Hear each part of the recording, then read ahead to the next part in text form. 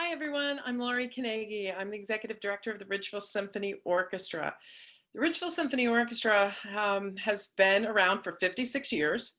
We are a fully professional orchestra based in Ridgefield, Connecticut, a regional orchestra, which means we perform 4 to 6 concerts a year using musicians who don't play just for us. They play for a lot of different orchestras or different groups, but we have been part of the Ridgefield cultural landscape for more than half a century.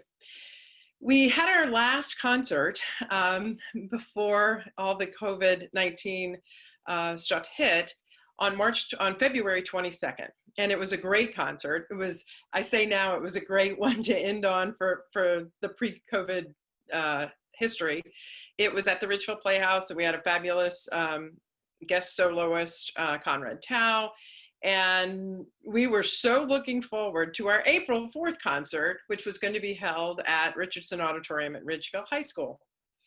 And then the week of March 9th happened, which of course everybody knows is when we went through a fairly rapid progression of things shutting down and cancellations and making changes and so forth.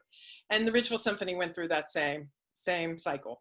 We quickly made the decision that we weren't going to be able to hold the April 4th concert, which was to include a world premiere piece that had been in the works for over 2 years, featuring a soloist, a renowned vocal soloist, and so forth. So at the time, we made the decision to push that piece off till this October 2020.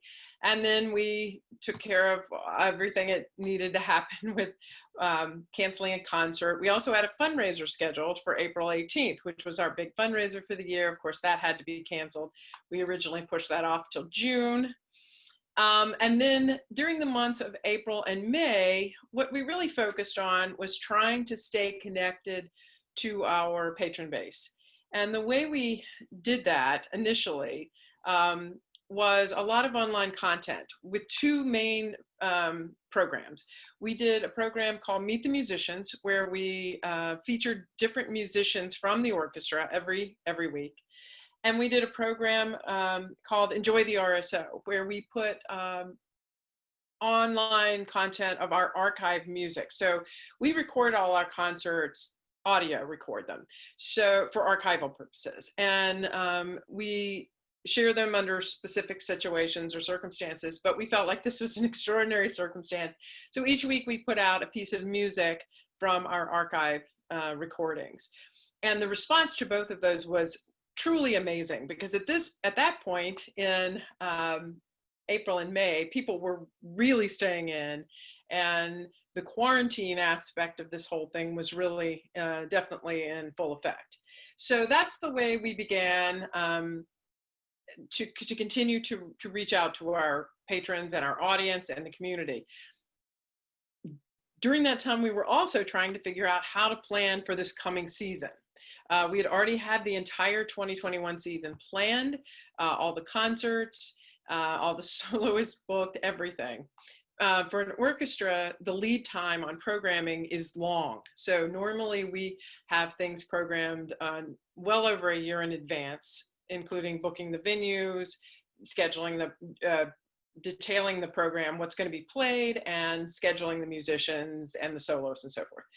So we made the decision we wouldn't announce the 2021 season until sometime around the end of May, which we then did in early June, saying that we would address the ability to actually hold the season as we move forward. And as I remember, May and June, it was each week was a different. We were waiting for more information. So in June, we announced the season with the contingencies in place. And the first contingency was that we would move the October concert into April, and we also had a February concert. We did make the decision that we would only do program 3 concerts, anticipating that we were going to have to move the fall concerts.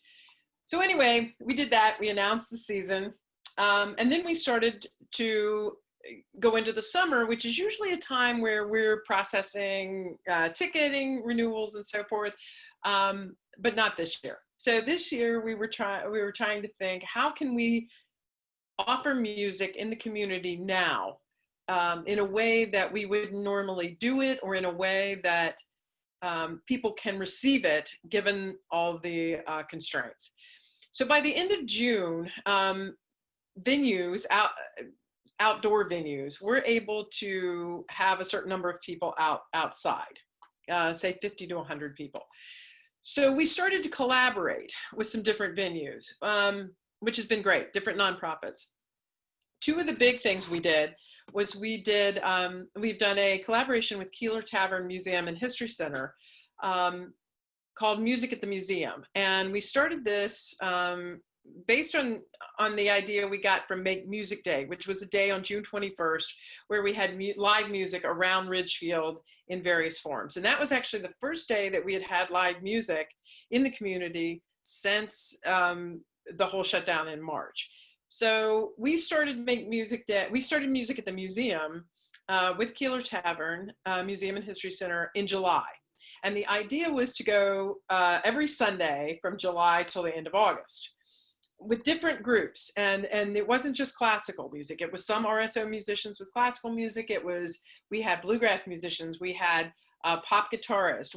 We had a jazz band. We had various things, because the objective was twofold. The objective was to get music out to the community in a safe and free way, and to give musicians the opportunity to play. And every single group that we have had, or performance that we've had for the series, this was the first time they've been able to play since before March. So they were thrilled as well. We had 3 or 4 rainouts, weather issues. So we're still actually concluding it. A series we had planned to conclude by the end of August is now concluding this coming Sunday, September 21st. So we're really wrapping it up at the end of the summer. But that's been a great, really well received program to keep the RSO active and keep musicians active, and to collaborate with another nonprofit, which has been great. The other thing we've done in trying to revamp our programming, we had planned a concert series with the Aldrich Contemporary Art Museum for this fall and later into the winter, indoors, where we were going to have a quartet playing a program relating to the art that's being displayed at the Aldrich Museum. Well, of course, they went through, because of the shutdowns and the postponements, their exhibits were delayed. We knew we couldn't do something indoors, so we decided to hold, while the weather was still good, to hold a 2-concert series outdoors at the Aldrich Museum. We had the first concert on September 11th. We're having the second one on the 25th. And again, this was a way to take advantage of being able to perform music outdoors for a group of people, in this case, up to 100 people, but in their sculpture garden behind the Aldrich Museum. So this was another new way that the symphony orchestra is bringing music to people in a time where we can't put musicians indoors on a stage. And this has also been very well received, with both concerts selling out completely. So that was sort of the second thing we did. Another thing we did on March 15th, we were supposed to have a premiere of an art exhibit at Sarah's Wine Bar in Ridgefield called Disquiet. And Disquiet was a collaboration with the Ridgefield Guild of Artists, based on a piece that the Ridgefield Symphony played in October of 2019, so almost a year ago, called Disquiet by Sarah Kirkland Snyder. The Ridgefield Guild of Artists took that piece and used it as inspiration for an entire exhibit of art. It was hung at Sarah's Wine Bar to be visited and seen the first week of March for a premiere or an opening on March 15th, which of course didn't happen. So it's been sitting there hanging beautifully in the wine bar ever since. So about 6 weeks ago, we decided, okay, Sarah can now have people into the wine bar at least to see the art.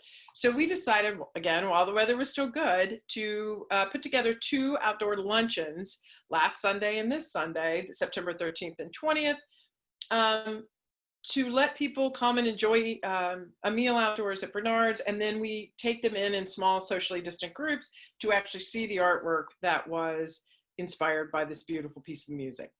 So that's another thing that we've had going on. And then another way, what we've done is we've, and I say to people, if there's a silver lining in all of this for the symphony orchestra, because there's a lot of negatives, but if there's a silver lining in all of it, it's that we've taken advantage of collaborations with other nonprofits and creatively found ways to put music out there to other people, to people in our community. A final thing that we're doing before the weather turns is we're having a concert under a tent at the Ridgefield Playhouse, Pete Weichel Jazz Band, which is a phenomenal group of musicians, Grammy award-winning musicians, who normally we wouldn't be able to necessarily get. 2 of them play in the Village Vanguard Orchestra in New York City. They travel all over the world, but because they're not doing a lot right now, they're actually going to perform as a group, a collaborative group, for a concert, which is actually turned into a benefit for our musicians who have not been able to play, orchestra musicians, since before March. So that's sort of another thing that we're kind of doing. The thing that's affected the symphonies the most, the performing arts, is one, we don't have access to venues right now. We normally perform, the Ridgefield Symphony normally performs at the Ann Richardson Auditorium at Ridgefield High School. And we don't have access to that facility right now. The schools, understandably so, have made the decision that no outside groups are going to use the facilities at the current time, given the health crisis.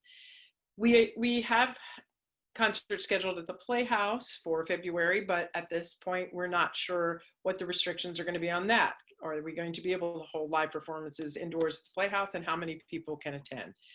The unique circumstances with regard to orchestras, we have to, normally we put 65 musicians on a stage, and they're not socially distanced. They're very close together.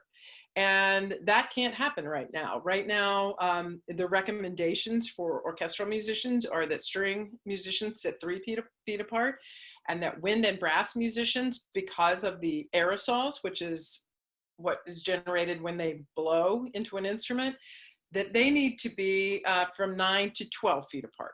So when you start to calculate how many, the space that takes up, you can't get very many musicians on a stage. So that's an issue. You know, people think, well, you know, the audiences won't attend, and that's true too. You know, how many people would actually come to an indoor concert? But the other issue that faces an orchestra is the musicians, and the safety of the musicians, and putting that many people on a stage together to perform. And we don't know when we're going to be able to do that again. So we're hoping like everyone is, that by the spring we see some change.